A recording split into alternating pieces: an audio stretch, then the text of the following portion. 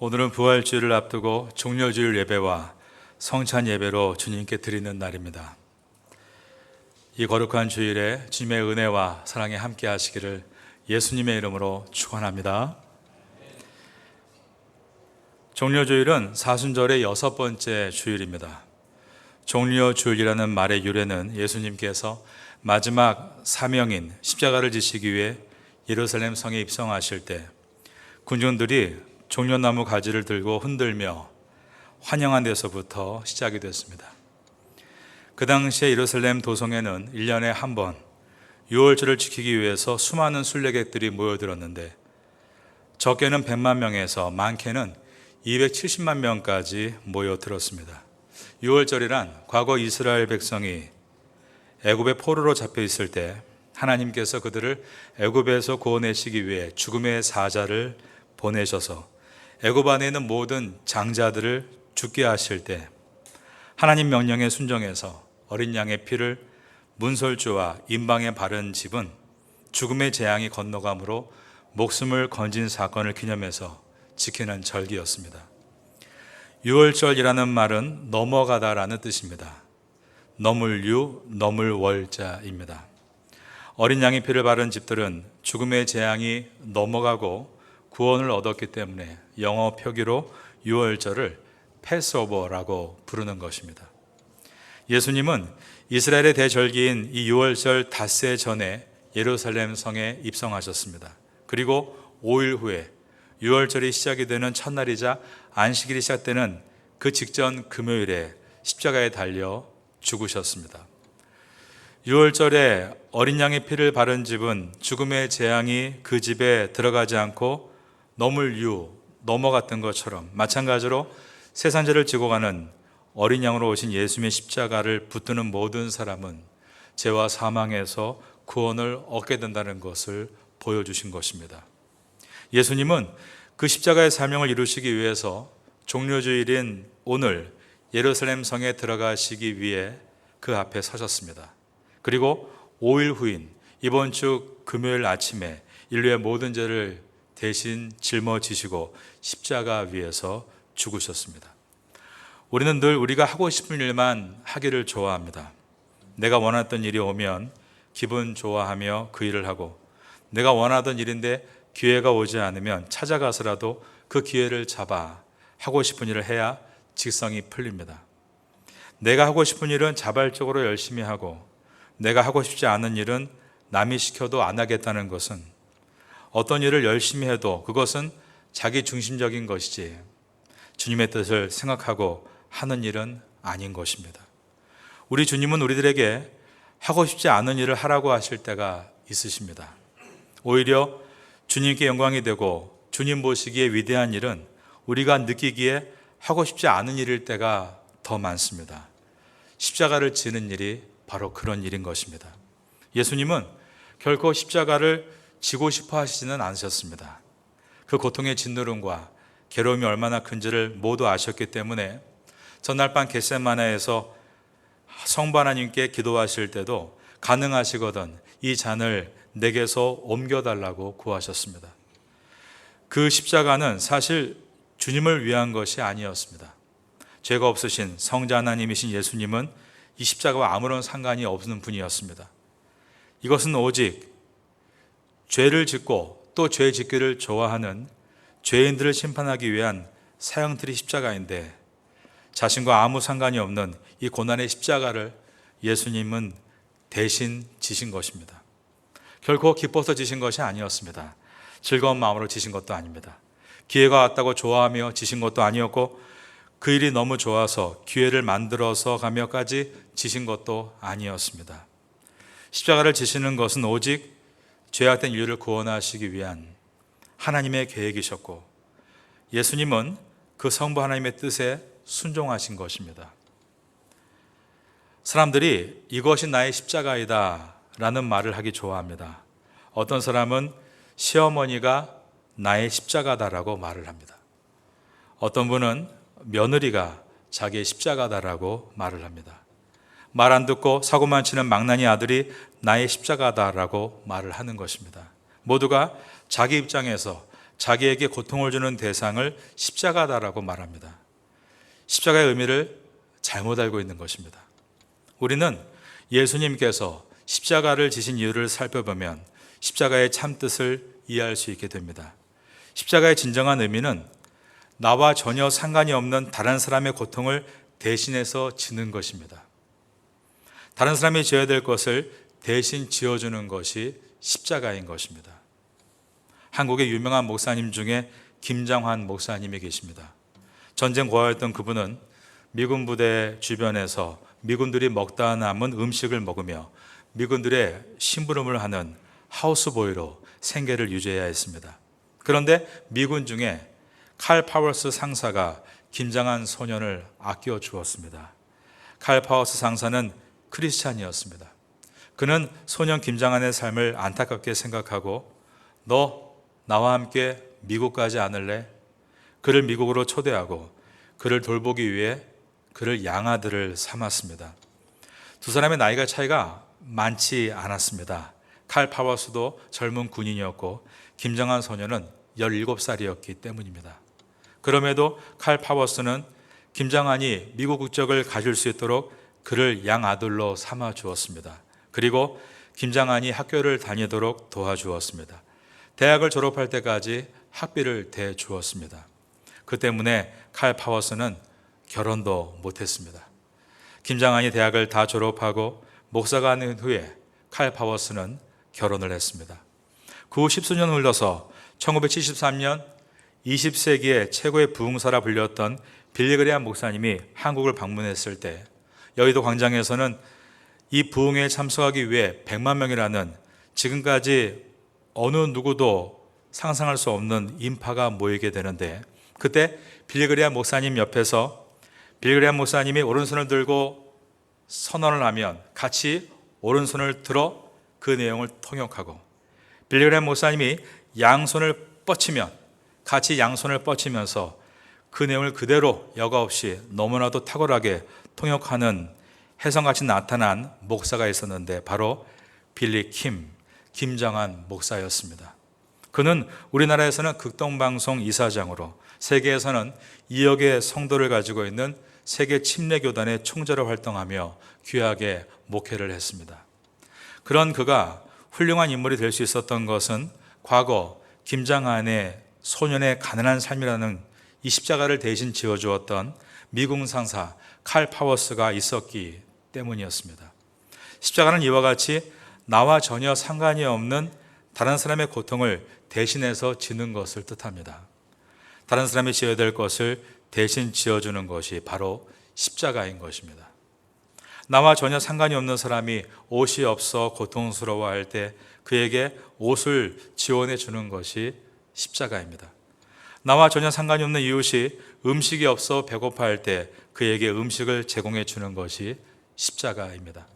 나와 전혀 상관이 없는 교인이 차편이 없어서 교회를 못 올 때 그를 위해서 그의 집에 방문해서 그를 태우고 이곳까지 오는 것이 십자가입니다. 나와 전혀 상관이 없는 교민이 어려움에 처해 있을 때 시간을 내서 도와주고 위로하고 해결해 주는 것이 십자가인 것입니다. 나와 전혀 상관이 없는 다른 사람의 고통을 대신해서 지는 것, 이것이 십자가라고 할 때 우리 주변에 우리가 지어야 될 십자가가 얼마든지 있다는 것을 보게 됩니다. 오늘은 종료주일입니다. 이제 오늘부터 시작해서 다음 주일인 부활주일 전까지를 고난주간이라고 부릅니다. 십자가를 묵상하는 한 주 동안 우리가 이 십자가를 가장 깊게 묵상할 수 있는 방법은 우리가 우리의 삶에서 작은 십자가를 실천하는 것입니다. 주님이 말씀하시는 그 십자가는 분명 쥐고 싶지 않을 때가 있습니다. 아직은 때가 아니라고 거절하고 싶을 때도 있는 것입니다. 오늘 본문에 십자가를 진 사람이 그런 경우였습니다.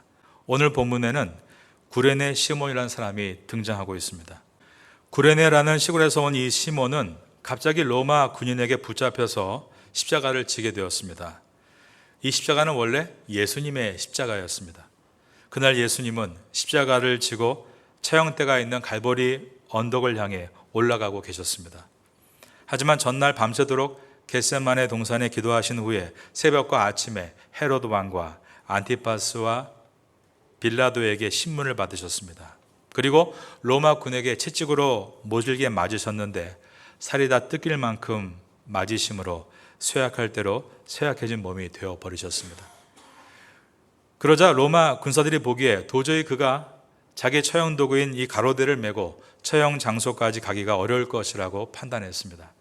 걷지 못하시고 자꾸 쓰러지고, 그러므로 시간이 점점 지체되고 있을 때 이 광경을 지켜보고 있던 인파 중에 구레네 사람 시몬이 로마군에게 발탁돼서 대신 십자가를 지게 된 것입니다. 시몬은 해외에 거주하는 유대인, 즉 디아스포라였습니다. 그는 유월절을 지키기 위해 가족들을 데리고 예루살렘에 왔다가 우연히 십자가의 처형을 많은 인파와 함께 구경을 하게 됐습니다. 그런데 로마 군인들이 예수님이 계속 십자가의 무게를 감당하지 못하고 쓰러지자 이렇게 하다가는 오늘 안에 이 일을 다 끝낼 수 없을 것이라 판단하고 곁에서 구경하던 건강하게 생긴 구레네에서 온 이 시몬을 뽑아서 십자가를 대신 지우게 한 것입니다. 예수님이 지던 십자가를 이제는 시몬이 지고 예수님께서는 앞에서 걸으시고 그 뒤를 따라 예수님의 십자가를 대신 지고 이 시몬이 언덕을 오르고 있었습니다. 예수님은 전에 이렇게 말씀하신 일이 있습니다. 누구든지 나를 따라오려거든 자기 십자가를 지고 나를 쫓을 것이라. 누가복음 9장 23절에 기록되었던 말씀입니다. 십자가를 지고 나를 쫓으라. 지금 예수님 뒤에서 십자가를 지고 따라가는 이 시몬의 모습은 딱 이 말씀을 그대로 표현하는 장면이었습니다. 그러나 시몬은 억지로 이 십자가를 졌다는 것입니다. 로마 군병들이 시골에서 올라온 이 시몬을 갑자기 발탁해서 그 즉시에서 십자가를 지게 했으니 자유로 지은 것은 아닌 것입니다. 구경하다가 눈에 발탁되어서 그 무거운 십자가를 옮기게 되었습니다. 남을 위해 대신 지는 것이 십자가라고 말씀드렸습니다. 죄 없으신 예수님은 우리의 죄를 대신해서 십자가를 지셨습니다. 그런데 이번에는 구레네 사람 시몬이 자기의 십자가도 아닌데 예수님을 대신해서 십자가를 지고 있습니다. 물론 억지로였지만 말입니다. 제가 알고 있는 여자 집사님은 남편이 일찍이 중풍병에 걸려서 손과 발을 움직이지를 못했습니다. 무려 10여 년 동안 자리에 누워서 생활을 했기 때문에 그 집사님은 남편을 10여 년 동안 수발을 들면서 대소변을 받아내야 했습니다. 몸에 욕창이 생기지 않게 하기 위해서 남편을 이리저리 돌려놓아야 했습니다. 집안의 냄새가 얼마나 심각했는지 몸에서 나는 냄새 때문에 집 천장 쪽에 환풍기를 달아놓을 정도로 심각했습니다. 이분은 자기가 원해서가 아니라 시몬과 같이 억지로 십자가를 져야 했던 경우입니다. 또 제가 알고 있는 한 자매님은 겉으로 보기에는 믿음도 좋고 리더십도 있고 멋지고 유쾌한 모습으로 사람을 대하는데 그분과 이야기를 나누다 보니까 오빠가 장애우로 태어나서 20여 년 동안 함께 생활하며 오빠를 많이 도우며 살아야 했다라고 했습니다.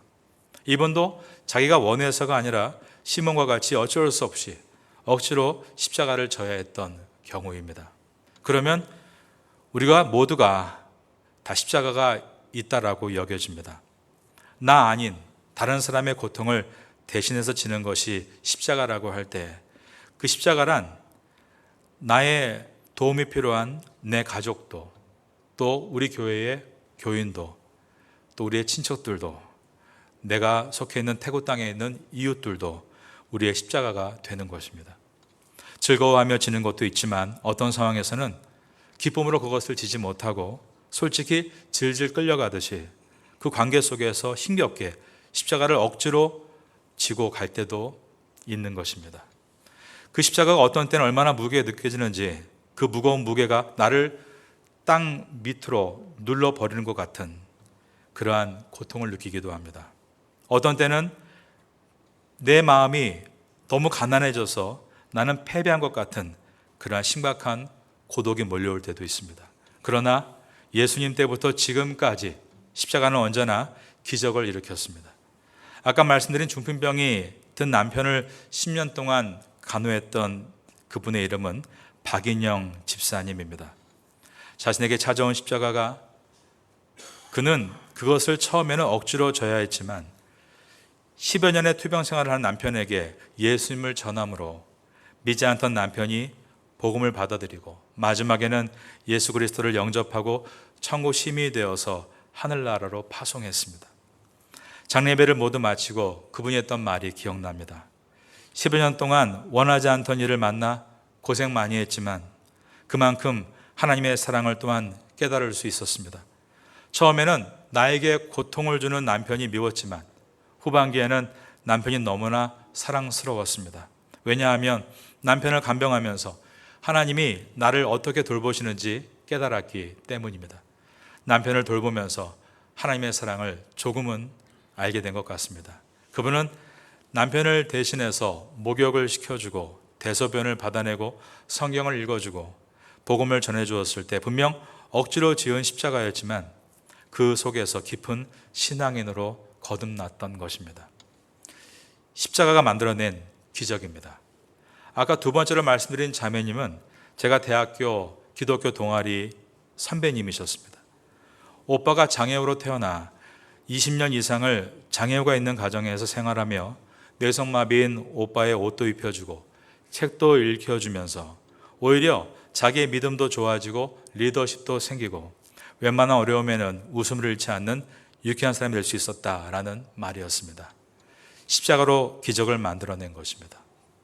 이처럼 십자가는 예수님 때부터 지금까지 전 세계 모든 세대에 모든 곳에서 기적을 만들어내고 있습니다. 십자가는 실패가 없는 것입니다. 어떤 때에는 십자가가 너무 무거워 고통의 멍에로 느껴지지만 조금만 인내하고 나면 은혜의 멍에인 것을 깨닫게 됩니다. 그러므로 여러분 십자가가 있으십니까? 그리고 그 십자가가 무거우십니까? 무거워서 내가 땅속에 박히는 것처럼 그러한 괴로움이 있으십니까? 하지만 예수님께서 말씀하기를 세상에서 미련하다고 말하는 이 십자가를 내가 짐으로 기적을 만들겠다. 십자가 위에서 부활의 기적을 만들어 주신 것처럼 우리가 십자가를 지는 것은 밀알이 땅속에 박히는 것 같지만 그것은 실패가 아니라 오히려 인내의 시간을 통해 싹을 틔우는 시간인 것입니다. 십자가는 죽음으로 끝나지 않고 반드시 부활로 나타나기 때문입니다. 부활의 씨앗이 땅속을 뚫고 나올 때, 땅에서 나올 때 우리를 그것을 열매라고 부르는 것입니다. 예수님께서 약속하셨습니다. 그 십자가의 열매는 30배, 60배, 100배가 될 것이라고 하신 것입니다. 그러므로 지혜로운 일꾼은 내 인생의 짐을 아무 의미 없이 지지 않습니다. 십자가에는 분명히 고통이 있지만 이 고통도 뜻이 있음을 믿고 인내하며 고통이 주는 교훈에서 오히려 성숙을 이어나가는 것입니다. 십자가가 주는 고통에도 주님을 찬양할 수 있게 되는 것입니다. 그러므로 사도 바울은 가장 어려운 인생에서의 위기 속에 찬양을 이어갔습니다. 바로 빌립보서 2장에 보면 감옥에 있을 때 그는 이렇게 선포합니다. 내가 기뻐하니 너희도 기뻐하라. 그는 감옥에서도 기쁨을 노래하고 있었던 이유는 그 십자가가 나를 위한 것이 아닌 나를 위해 죽으신 이젠 십자가, 예수님의 십자가를 위해서 그분의 복음을 위해 내가 이러한 어려운 길을 겪고 있는 것에 대해서 그는 이것이 반드시 시간이 지나면 열매로 돌아올 것을 믿고 그는 감옥 안에서도 기뻐하며 감사할 수 있었던 것입니다. 많은 것들이 무거운 짐이 되어 우리를 누를 때, 내가 땅속에 묻혀있는 마음이 들 때 땅속이야말로 싹을 틔울 수 있는 최적의 장소인 것을 잊지 말아야 합니다. 밀알이 땅속에 들어가야만, 거기에서 썩어야만 싹이 터서 올라오기 때문입니다. 십자가에는 부활의 생명이 있는 것입니다. 억지로 진 십자가라도 십자가는 기적을 만들어냅니다.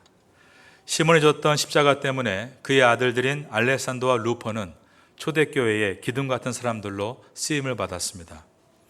시몬이 졌던 십자가 때문에 시몬의 아내는 사도 바울이 나의 어머니다라고 부를 정도로 초대교회에서 영적인 권위가 있는 귀한 여종으로 쓰임을 받았습니다. 십자가는 반드시 기적을 만들어내는 것입니다. 한 청년 자매가 있었습니다. 특수 유치원에 근무하면서 장애 아동들을 돌보는 선생님이었습니다.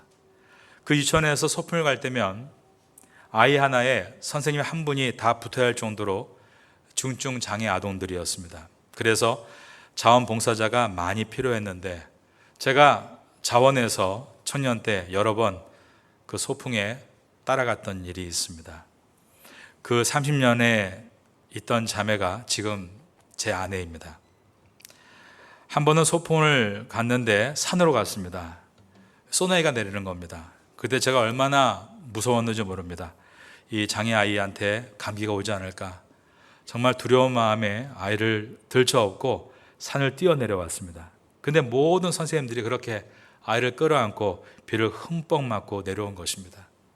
그때 비를 맞으며 함께 봉사했던 십자가로 그 자매님과 저는 부부가 되었고 외국에 나와 선교하며 교회와 성도를 섬기고 있고 세 자녀 가운데 한 아이가 중증 장애인이어서 처음에 10년 동안은 우리 아이 하나만을 십자가로 생각했다가 하나님께서 은혜를 부어주셔서 지금은 이 지역에 살고 있는 28개의 장애인 가족들이 우리가 짊어져야 될 십자가다라는 생각을 하게 되었습니다. 청년 시절에 비를 맞으며 장애 아이들을 위해 졌던 그 십자가가 세 자녀 중에 중증 장애 한 아이를 키울 수 있는 힘을 얻게 해주었고 이 지역에 있는 또 다른 중증 장애인들을 섬길 때에도 한 아이를 키운 그 고난의 십자가가 오히려 우리 주변에 있는 어려운 가정들을 돌아볼 수 있는 비전을 낳게 해 주었습니다. 이것을 생각할 때 오늘 제목과 같이 억지로 진 십자가를 끝까지 참고 인내하면 기적의 십자가가 되어 돌아옴을 깨닫게 되는 것입니다. 여러분이 보시는 이 앞에 있는 기도의 제목 중에는 이 지역 장애인 아이의 이름을 써놓고 기도 제목을 적은 분이 계십니다. 그리고 지난주에 그 장애 아이의 집을 우리 장애인 전도사님과 함께 직접 방문했다는 이야기를 들었습니다. 우리 교회 성도님들이 십자가의 의미가 나를 위해서가 아닌 타인을 위해서인 것을 알아가고 있는 것이 얼마나 감사한지 모르겠습니다. 여러분, 십자가는 기적을 일으킵니다. 왜냐하면 십자가와 함께 있을 때 또한 예수님께서 가장 가까이 계시기 때문입니다. 나 아닌 다른 사람의 고통을 대신해서 지는 십자가, 작은 십자가부터 지기를 시작하면서 우리가 한 주간 동안 나아갈 때 주님께서 우리에게 기적을 주시는 것을 경험하게 될 것입니다. 여러분의 삶 가운데 십자가를 지고 나아가심으로 하나님의 기적이 마르지 않는 은혜의 축복을 얻게 되시기를 마지막으로 예수님의 이름으로 축원합니다. 지금은 함께 기도하는 시간입니다. 3월의 공동 기도 제목은 첫째, 말씀과 기도의 자리에 서게 하소서. 둘째, 사랑과 섬김의 자리에 서게 하소서. 셋째, 고난주간 말씀 사경회를 잘 준비하게 하소서. 넷째, 부활주일 세례 예식을 잘 준비하게 하소서. 말씀을 붙잡고 기도하는 귀한 시간 되시기를 소망합니다.